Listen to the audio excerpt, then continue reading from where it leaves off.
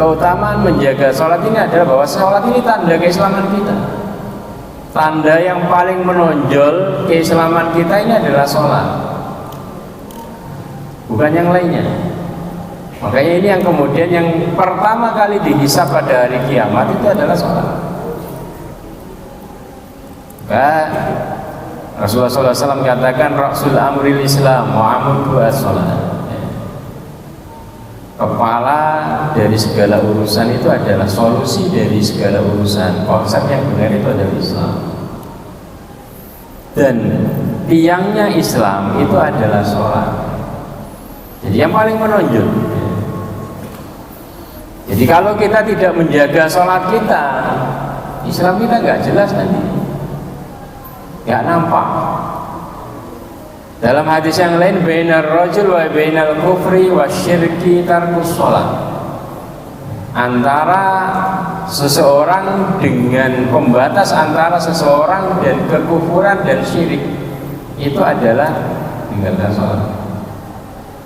Jadi sholat ketika dikerjakan dia ini keluar dari kesyirikan dan kekufuran. Tapi ketika sudah ditinggalkan, mengkhawatirkan dia terjerumus jebur ke dalam kesyirikan dan kekufuran. Sahabat Ibnu Mas'ud beliau mengatakan, man sarrahu ayyalqallah wadan musliman falyuhafid ala hadi sholawat al-khams haitsu yunada bihin. Barang siapa yang pengen ketemu dengan Allah nanti sebagai seorang muslim, diakui keislamannya. Kenapa? Karena ada orang-orang yang ketemu dengan Allah nanti mengaku muslim tapi kurang diakui keislamannya. Kenapa? Karena nggak ada tanda-tanda. Fal yuhafid ala hadi salawat al khams haitsu yunada bihin. Barang siapa yang pengen ketemu dengan Allah dan diakui keislamannya sebagai seorang muslim dan diakui keislamannya, maka hendaklah dia menjaga salat lima waktu ini haitsu yunada bihinna. Haitsu itu adalah waktu dan tempat ya. Pada waktu dia dipanggil, di tempat dia dipanggil. Itu berarti itu ya. Cuman itu tuntutan ya. Jadi barang siapa yang pengen ketemu dengan Allah sebagai seorang muslim dan diakui keislamannya, maka hendaklah bukan mengerjakan, tapi yuhafid, menjaga. Menjaga itu bukan sekali toh, tapi berkali-kali berusaha agar mengerjakan seperti itu. Menjaga sholat lima waktu haitsu yunada bihinna, di waktu dia dipanggil dan di tempat dia dipanggil. Fa inna Allah ta'ala syara'a li nabihi sunanal huda, karena Allah Subhanahu wa taala mensyariatkan bagi nabinya jalan-jalan petunjuk. Wa innahunna min sunanil huda, dan itu bagian dari jalan petunjuk, yaitu mengerjakan sholat haitsu yunada bihinna, di waktu dan di tempat dia dipanggil.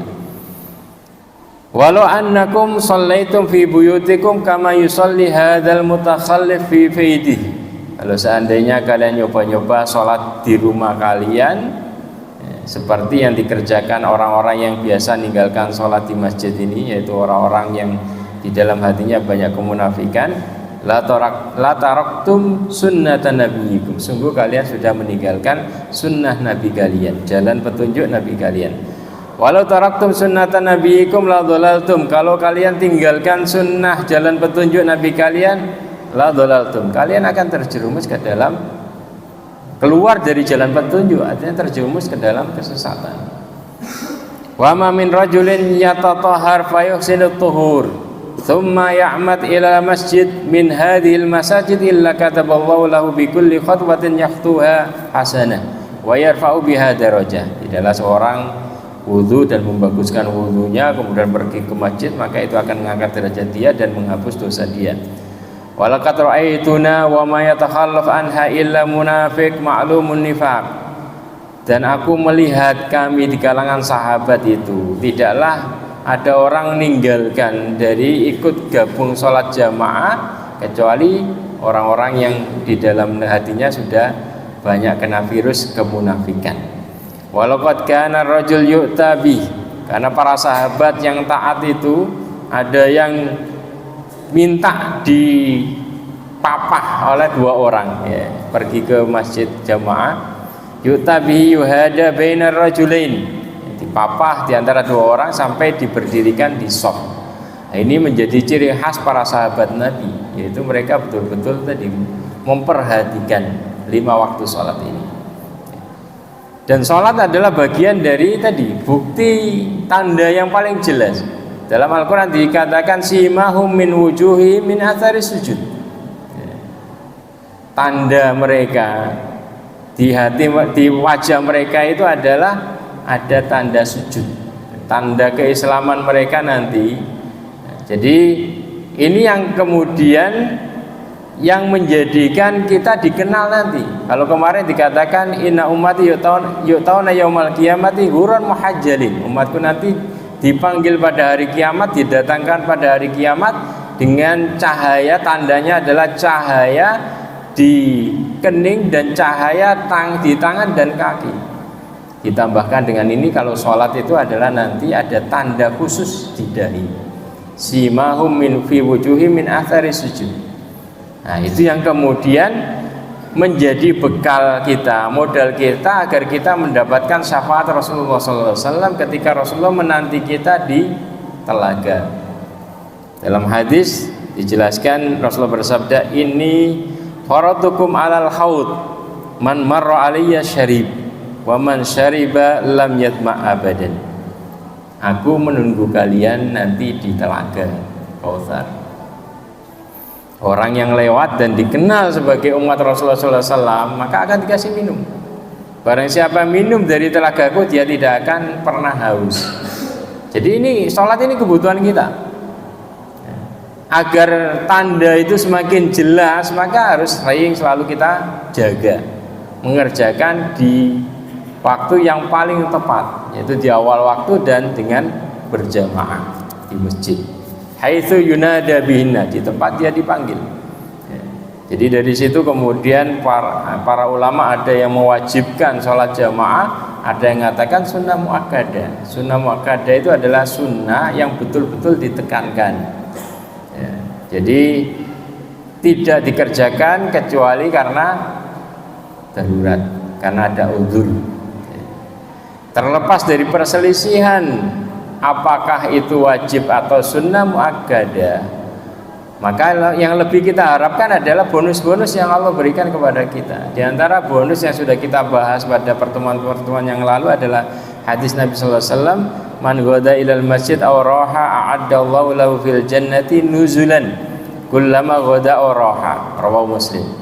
Barang siapa yang pergi ke masjid di pagi hari, sore hari mengerjakan sholat, maka Allah siapkan bagi dia hidangan, tempat singgah nanti di surga setiap kali dia pergi ke masjid di pagi hari maupun sore hari.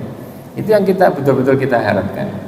Terlebih yaitu dengan mengerjakan di masjid, Allah Subhanahu wa taala akan menghilangkan virus kemunafikan dari hati-hati kita, sebagaimana dalam hadis yang diriwayatkan oleh Imam Tirmidzi, Anas bin Malik radhiyallahu anhu qala Rasulullah sallallahu alaihi wasallam, man shalla lillahi arba'ina yawman fi jama'atin yudriku takbiratal ula kutibat lahu bara'atun minan nar wa bara'atun minan nifaq.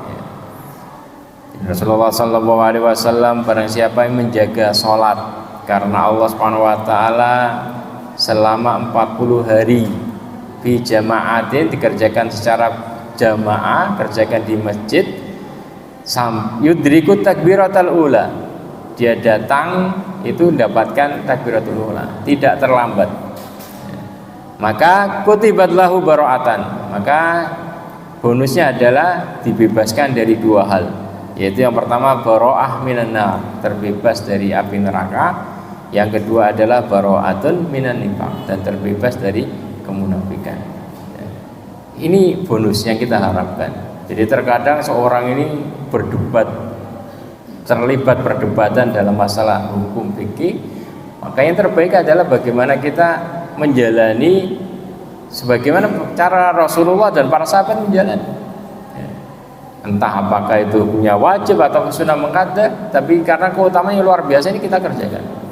Tidak ada seorang pun dari kita yang pengen masuk neraka, tidak ada seorang pun dari kita yang pengen menjadi orang-orang munafik.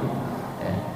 Jadi solusi agar kita terbebas, solusi yang mudah, ringan agar kita terbebas dari kemunafikan, terbebas dari api neraka adalah kita menjaga sholat kita haitsu yunada bihinna, di tempat dan di waktu dia dipanggil.